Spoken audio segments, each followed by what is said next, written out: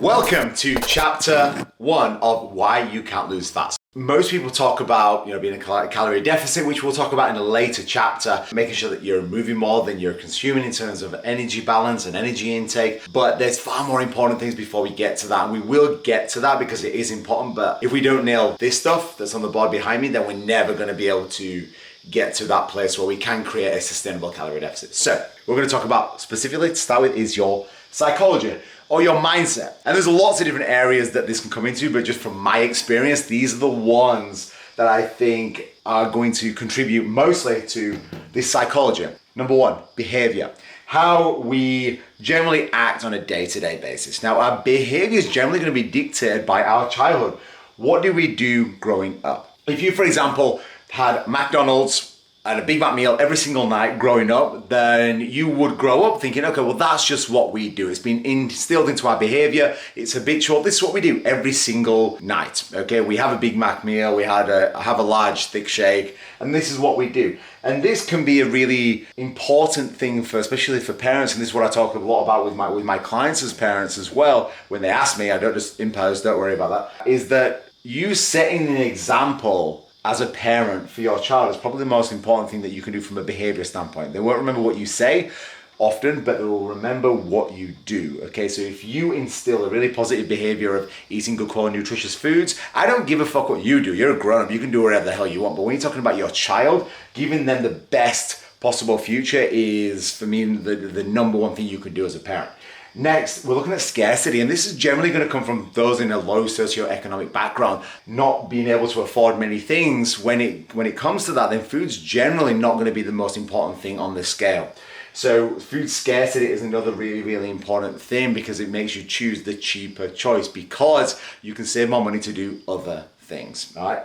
Number 3, lack of knowledge, just general unawareness. I grew up in a household where this was a big thing, and again, this is not a dig at anybody that I grew up with. It was just that they just didn't know. It was like, okay, well, you're hungry. And same thing with the childhood. It was, okay, well, you're hungry, go and eat. And for me, like growing up in a big Middle Eastern household, for you guys from big family backgrounds like Middle Eastern, Greek, Asian, Chinese backgrounds as well, you'll know that, not the lack of knowledge thing, but in terms of behavior, they want you to have everything, right? So they'll go, cool, go for it. Go and have whatever you want. If you're hungry, just go do it. And you never really even asked. It's like cupboards were just a fucking free-for-all, which ended up creating some very moderate to mild eating disorders, which again, we'll go through in another chapter. But this lack of knowledge is super, super important for you parents. It's just having a base level of understanding. Secondly, social components. Again, coming from a big family nights are super, super important.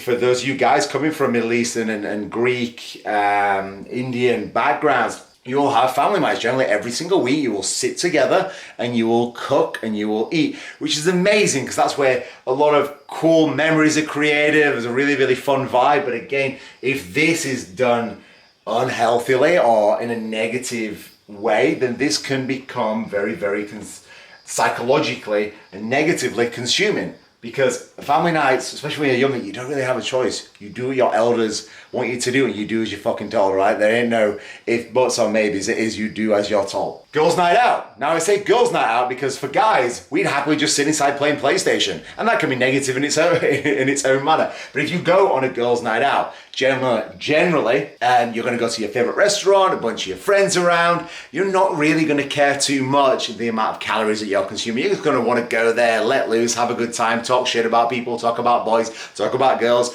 do whatever it is that you guys do. Okay, so that can be a really, really dangerous place to be in. Same thing, we're talking about guys in the place. God, guys in the place, I really want a PS5 right now. If you've got a PS5, please let me know in the comments below. I said to my girlfriend, is that if she ever let me get a PlayStation, our relationship would be over. And this is not a negative thing. It's just that I would be so consumed with playing that I just would have no time for her. So I still really want one though.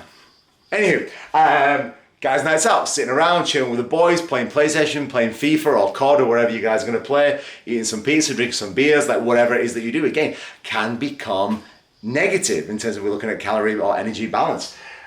We're looking at social. Most of the time, it's going to come with some consumption of alcohol. When it comes to alcohol, people have this weird mentality of like, they don't contain calories, so they go for a fucking free-for-all, which again, creates this negative behavior towards social gatherings and social outings. Now, in terms of alcohol, we're looking, in terms of caloric intake, around 7 calories per gram, okay, roughly.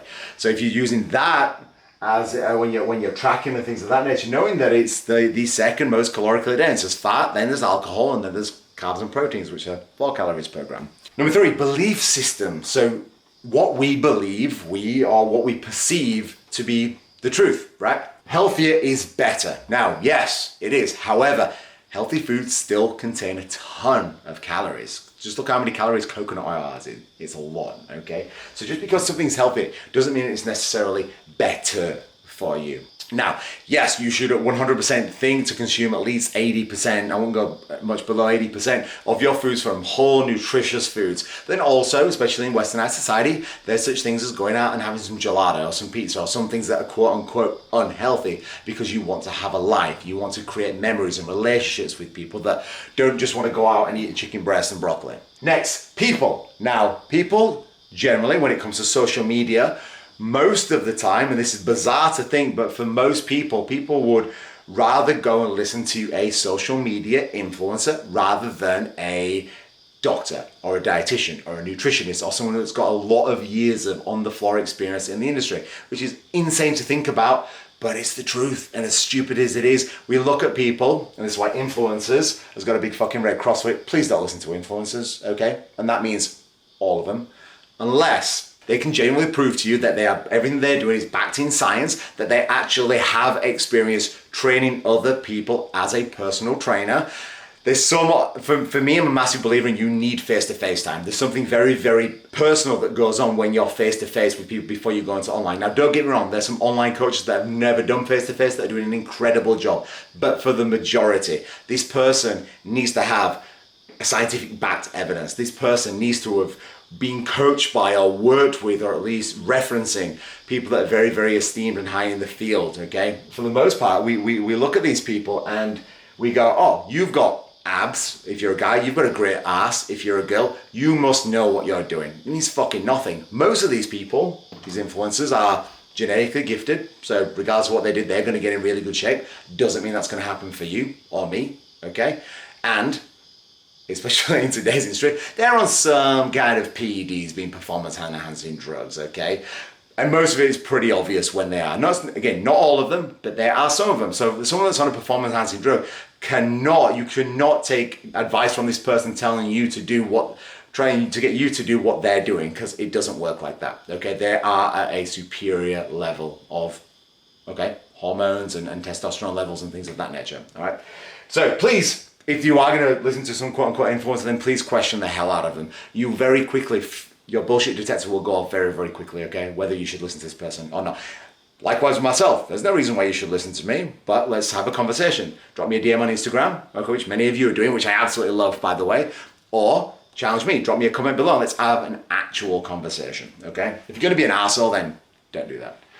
And again, lack of knowledge. So our belief system might go to a lack of knowledge. We might get drawn into something. Right now, there is a big belief that veganism is the most superior diet.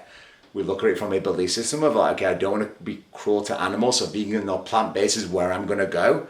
And the people that are on that bandwagon, for lack of a better word, are promoting, okay, this is the superior diet. But again, how many of you can honestly and actually say you've looked at the literature, you've looked at the science, you've gone on PubMed at a very bare minimal and done your own research? Now, research doesn't mean, okay, I've read this one article on Wikipedia and this is what it says. It's taking one article, comparing it with another article, comparing that with another article, maybe a couple of more, and actually going, okay, let me look at all the statistics, and you've got to read the entire study, which is, unless you're in the research and science field, real fucking boring, but it's a must-have, okay, if you want to do this, okay?